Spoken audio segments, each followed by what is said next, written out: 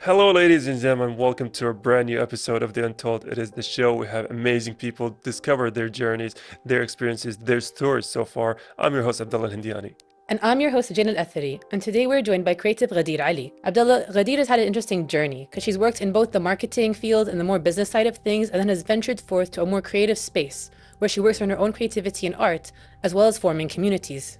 It is, it's a very interesting career path. I think I was hired at a marketing firm for like one day. I went Really? there. Yeah, I went there. I was like, okay, this is not for me. I straight walked out, made a U-turn, walked out. So to see people, in such I would say high pressure places, because the reason why I was so afraid of that, especially as a new graduate, is that those were so hectic, so busy, so chaotic. It felt so much pressure. So to see someone who taken that, kind of position for so many years and, tackled it and then went to the artistic field, it's a very curious story for me.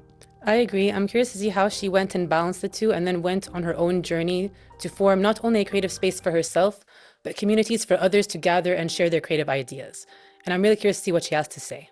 It is. We're both curious. Hopefully the audience are curious. We are going to take a break, so come back and have the interview. And now we are back, ladies and gentlemen, on The Untold, and I do want to welcome our guest tonight, Ghadeer Ali, for being our guest on The Untold. Thank you for joining us. Thank you so much for having me. It's a pleasure to have you. And honestly, I'm very impressed by your resume, so to speak. You seem to be involved in a lot of creative spaces and community work, which is really cool. But I want to go back to before all that. What were you like as a kid? So when I'll talk about like early childhood. I Yeah. was very curious as a child. I would draw at a very young age. Like I started drawing, I think the age of either 4 or 5. And I would look at street signs always on the road and try to Street read signs. them. Yeah. Okay. Billboards, anything that has like will catch my attention, I will just look at it and like take it in. And I was just like genuinely very curious as a child, and it was obvious that I was creative and very active as well. Well, that's really cool. I used to annoy my parents a lot because I used to always ask why for like everything growing up, like why, but why, but why. So I also had that curiosity thing going. Lujain, I think, yeah, all parents share that, right? The idea of children having this innate curiosity, why is this happening? Why is that happening? And everything. But I do want to ask you, is it the artistic route? Is it something you've always known, deep down inside you, it is something you want to go? Or is it something that happened by chance and then it was, coinciding with something within you? I think I've always wanted to be an artist as a child, and even, when they ask kids, what do you want to be? It was always an artist for me. So I grew up thinking and believing that I will become an artist, and that was that would be my profession, which didn't end up happening, but that was the intention initially. So what did end up happening at first? So I did want to go into the School of Fine Arts, and I ended up getting into marketing instead. So I studied marketing and graduated, but I was still exploring creative arts. I was always either taking courses or practicing it on my own. So I was still practicing as an artist, but basically just within my own world. And then eventually through work, I kind of like branched out into creativity, because there was creativity in my work as well. Like marketing and branding do have a lot of creativity, and you always have to think outside the box to like deliver. And those two worlds are, like you said, they are so uniquely alike, but also so different. So have you found that your time in the corporate world, transitioned a lot of, I would say, habits, experiences toward your artistic side, or are those two separated once you, cut yourself in the corporate world? So I think there was always a creative in me at the workplace, but I wouldn't say it was perfectly aligned. I definitely learned a lot of things from working in a corporate structure, which is like discipline, organization, or like thinking ahead, of having a vision. When you're a creative, you don't have to necessarily start with a vision. You basically just get curious and then find answers, or like you are interested in a craft or in a type of art, and you just like start doing it. And the more you do it, you're better at it, and then you get better. Or it's just like taking in the world and reflecting it rather than always answering questions. But with marketing, you kind of like have to be solving problems, but also you need creativity to solve problems. So that's where like the bridge came in.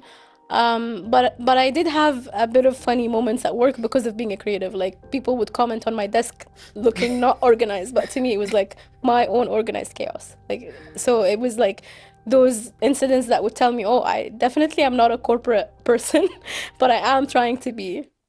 I feel like that's a very common trait a lot of creatives have, whereas there's organized chaos, whether in the bedroom, the office, the studio, like everything is in its right pile, you know? Yes. But like people look at it, they're like, this is a mess. It's like, no, no, no, I know where everything is. It's just how the mind works. So there's just so many ideas happening. But I did hear that you didn't leave your work immediately to enter the creative field. You kind of transitioned there slowly. So what made you kind of trust that more gradual shift rather than taking a big leap? I think in the beginning, when you start working in your career, it's not easy to make a shift, especially if you want to learn a skill or you want to have a steady job. So I wanted to learn experiences and work, and I kind of had to manage to be in day jobs for like maybe 7 years before I had to before I felt the urge that I actually want to step out and maybe try freelancing and then exploring other initiatives or like doing other things. So it was definitely gradual because of that initial fresh start. Like I was a beginner. I can't do anything as a beginner and be like, okay, I'm gonna consult now. So it had to be gradual, and also I think it takes time. It's like a journey to reach that level. Maybe in the beginning I was like, okay, I'm gonna do that as a job, marketing as a job. But then when I did it for quite a while, I realized, okay, I've done that, I've gotten an experience. I want to use it for something else. I want to branch out into something else. I'm more drawn into create the creative world or like community. So it kind of like you build through when what you go through. And also, I know you mentioned that, marketing and branding has a lot of, I would say, creative sides. So I do want to ask you, after, working in marketing for so many years, what are some misconceptions that a lot of people have about the kind of job that you do here in marketing? So everyone currently, because when I studied marketing, there was no social media. Now like it's all social media. Everyone thinks marketing is social media, like, and that's the biggest misconception. The second biggest misconception is that they think results are instant. So as soon as you do a marketing effort, you're gonna make sales. So do the sales happen immediately? No. I feel like it goes with that kind of gradual shift you were talking about as well. I feel like I'm that kind of person myself. I know a lot of people say just take the leap, just jump, just go for it. But I also feel like it's good to kind of have security. Yes. So it's kind of have like, okay, this is happening here as I build this. So I love your idea of doing it as a journey, because I think a lot of people see people do the big shift, the big jump, but it's very scary for a lot of people to do that without any kind of safety net. Yes. So I'm glad you're here kind of showing that it can be done in a more gradual, kind of safer way almost, so that people can kind of go through the journey without having to, jump off the cliff, so to speak. Definitely, you definitely need a safety net to be able to do that, actually. Yeah. And as for your work between like marketing and creativity and stuff, I feel like marketing requires a lot more like decisions and logic, whereas the creative side is more intuitive. Is there like a balance between them? So I do believe there has to be a balance between them, because if you rely entirely on logic, you're gonna be more rigid. And if you rely entirely on intuition without looking at numbers or results, you're gonna also be not reaching the results you want to reach, or like your goals are gonna be diffused somehow. So it has to be a mix of both. But I do believe I use my intuition to guide me to make the right decisions as well.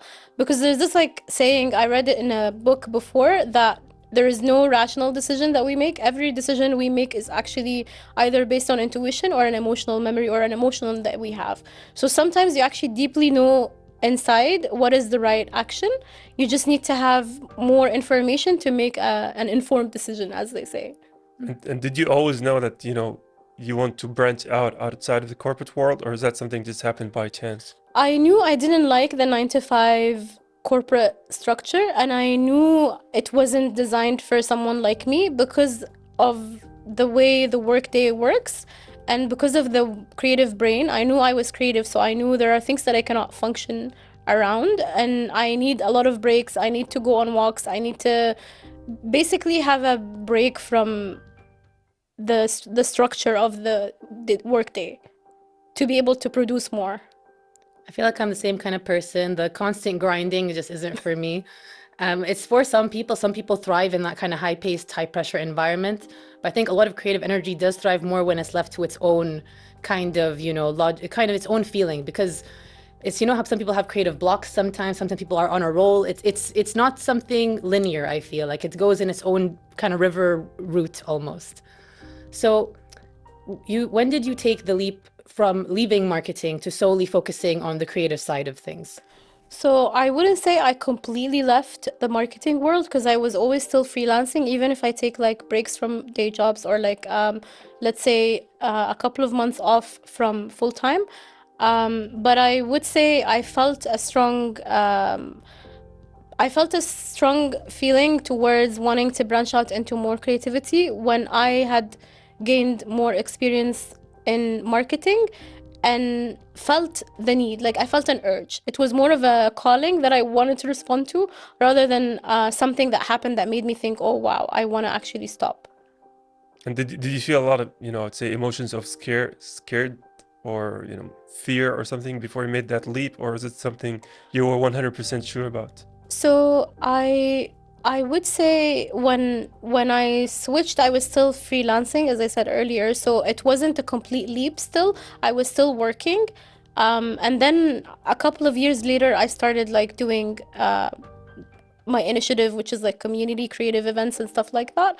And that was always additional, not on its own. So I kind of had to juggle both at the same time.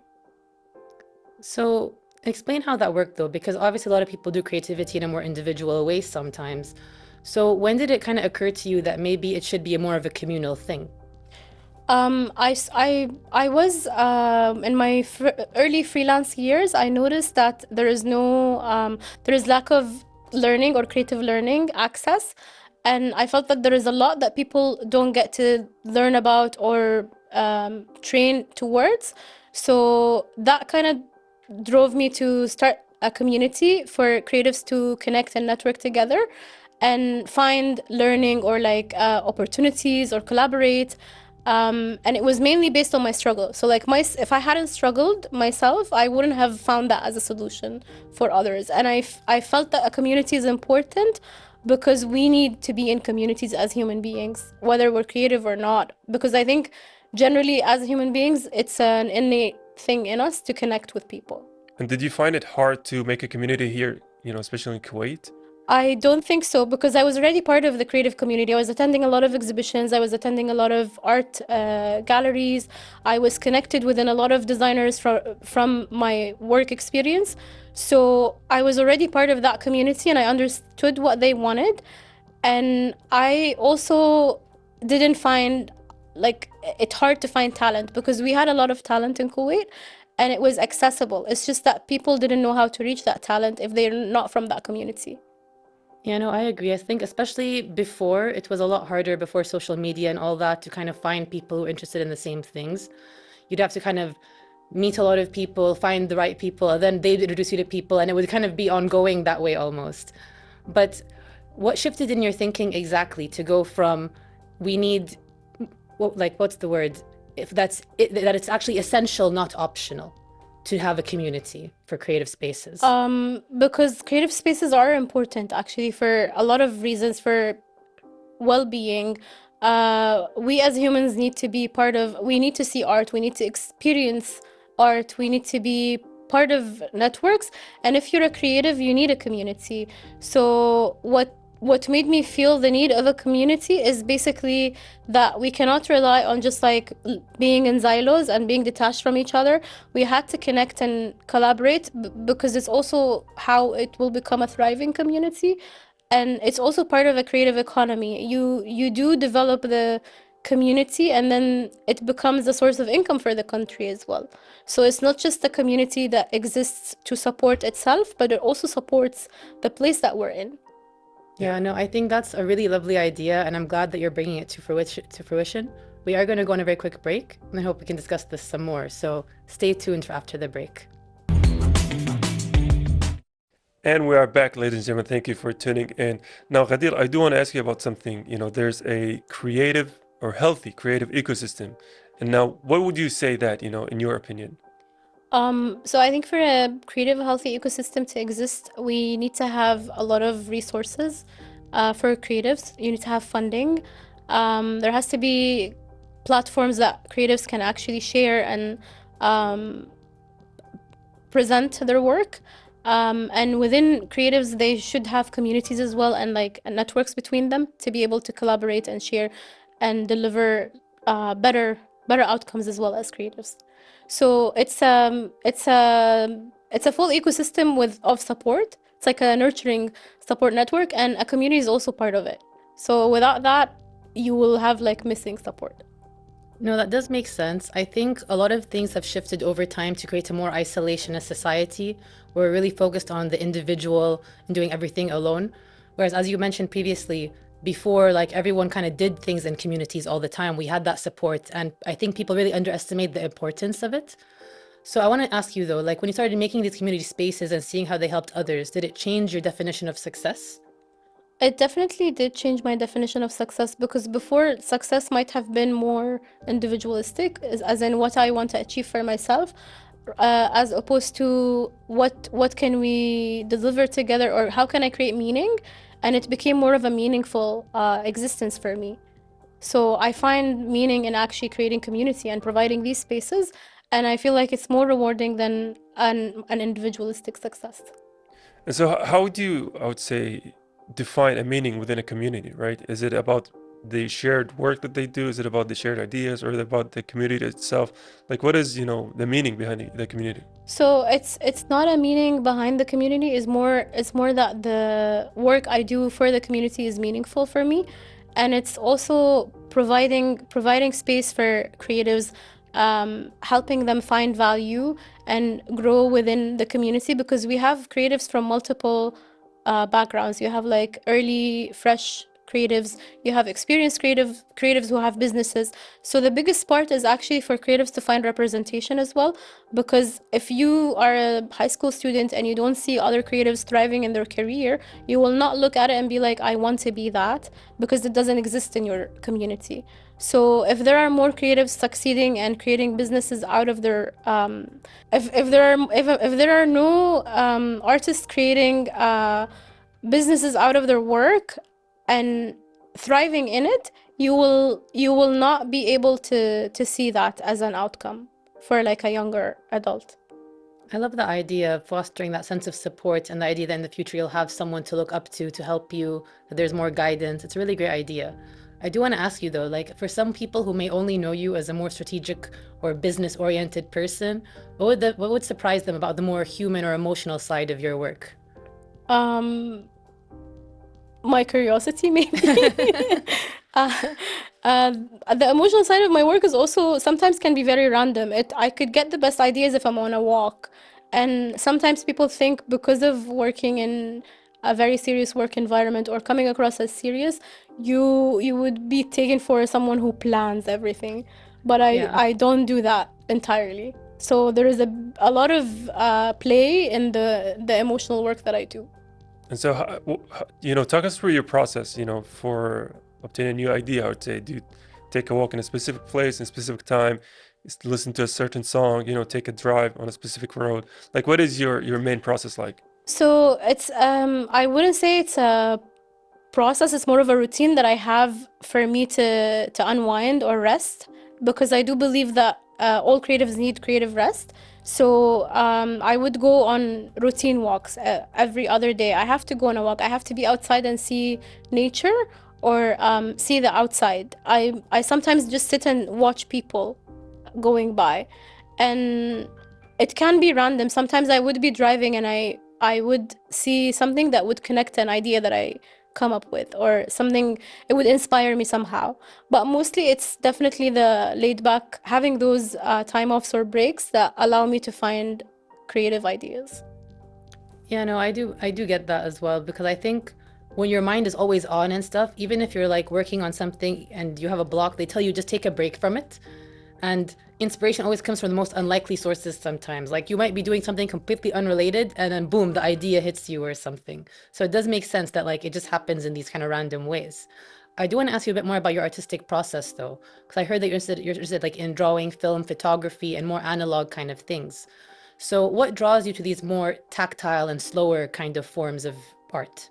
So, when it comes to analog photography and drawing was always my go-to to relax and tune into my own world and like tune out the outside world.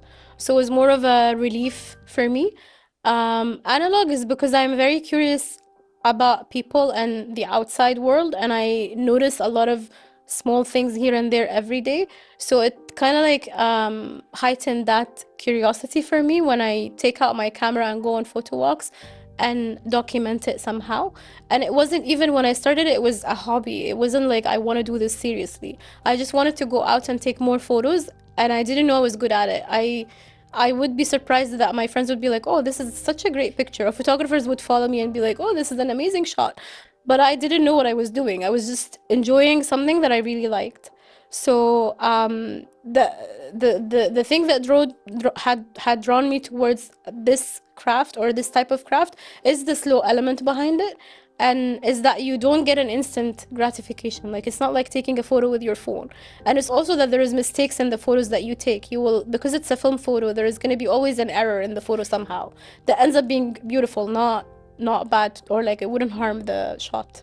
And are there like any specific questions you want to answer or tackle within your work? I definitely always look at belonging and culture, because I feel like that is a question that I'm answering within me, and it's reflected in the things that I do as well. So it's like, how do we belong to the space that we're in? Do you find that people resonate with this? I think, yeah, mostly people do resonate with that, because I feel like it's a very big question that people don't think about every day. But then when you ask them what makes you feel like you belong, you start getting really interesting answers. And do you find it hard to implement your emotions and ideas into your work and have other people interpret as, however you saw it? Or is that there's a very, I would say, distinctive difficulty there in trying to get your message across through your arts? I think it's not that I try to get my message across as much as I reflect how I feel through the work that I do. And there is always a feeling in the things that I try to shoot. Like, even if it's a photo of a cat, it's like a certain shade of the sun hitting like the cat on the street, and it's like this intimacy in like the work. And I think that connects with people a lot because it's an emotional aspect.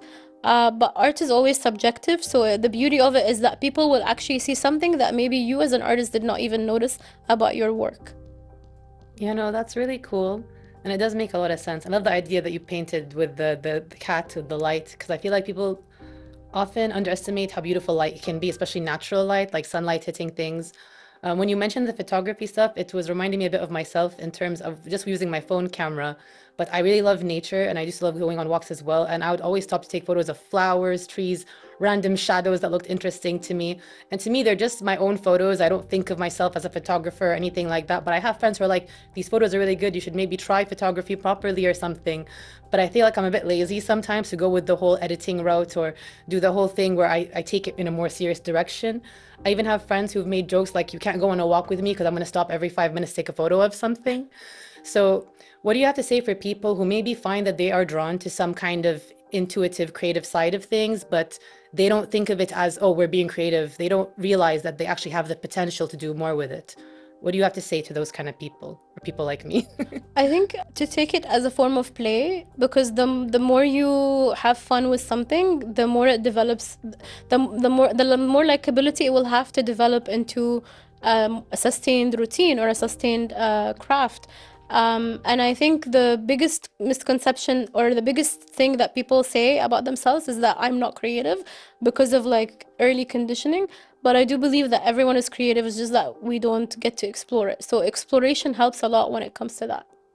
And so have you found, experience with having people who came to these communities who are like, I think I'm artistic, but I don't think I'm creative. And then they kind of find their voice within the, this community? Yeah, like a very great example is like once hosting a workshop where it was a printmaking workshop, and we had graphic design students. So they're not necessarily artists, they're graphic designers.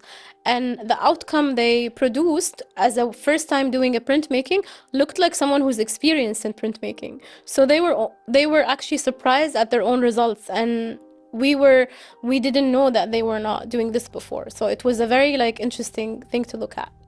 I feel like when you bring together these kind of events, it kind of forces you into a different type of awareness almost of how things work, of people, their energy, their timing.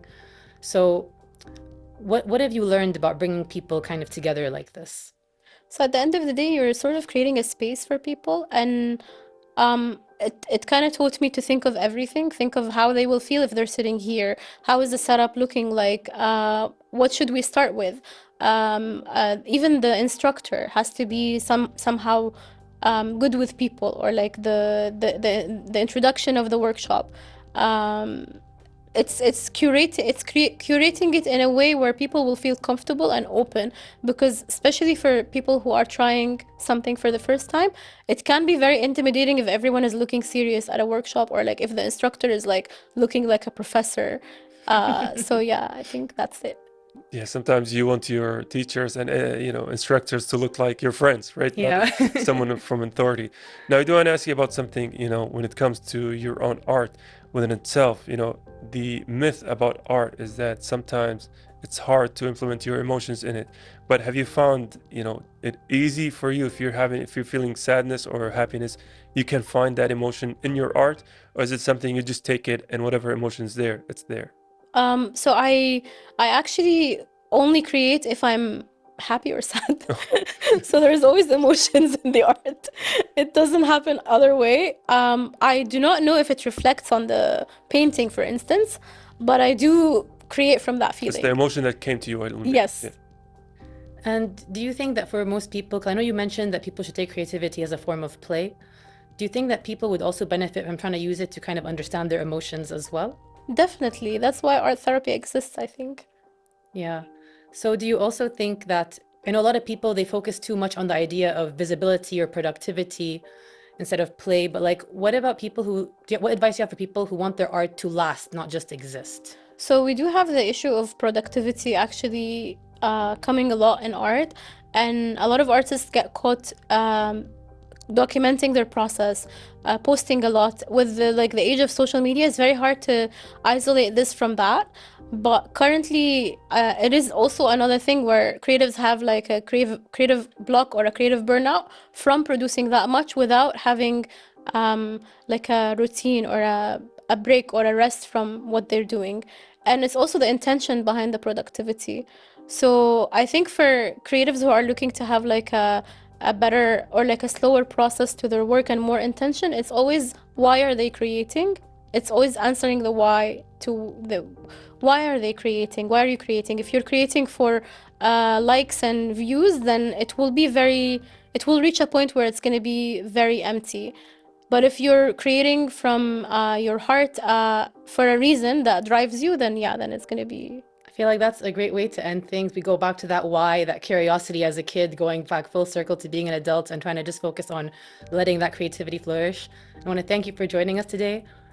We had a great time talking to you. Thank you so much. Thank you for having me. And with that, we are taking a quick break. And we're back. And honestly, Abdallah, I love talking to Ghadeer. She was so sweet. I loved her idea of how creativity works and to bring people together to kind of foster that kind of freedom and community and connection. It was really nice. It was really nice talking to her, and I love how she emphasized the idea that once she knew she wanted to go to the art world, that's a freelance kind of career path, but she also made sure to have a safety net, right? And I think that's a very important message for a lot of audiences who are, I would say, maybe stuck in places they don't see themselves and they want to jump ship to the other side. Always have your safety net. I think that's a great, anecdote from this story. And talking to Ghadeer was really amazing. She's a great artist. The idea of bringing people together to come out and see their creative voice is a really admirable kind of thing that she's doing. I agree. And the fact that she was also able to tackle creative burnout for herself and others by emphasizing the importance of taking breaks, taking rest, doing other things, and letting inspiration come to you, and to kind of find the balance between working at a more high-paced and slow level. I think more people should do that. And I'm also really happy that she was able to show a different perspective on not having to take a giant leap into the creative world, but still following your dreams at your own pace. It is very well said, Lijayan. And speaking about rest, we are going to take a rest here from the team of the Untold. Until next episode, goodbye for now. Goodbye and see you next time.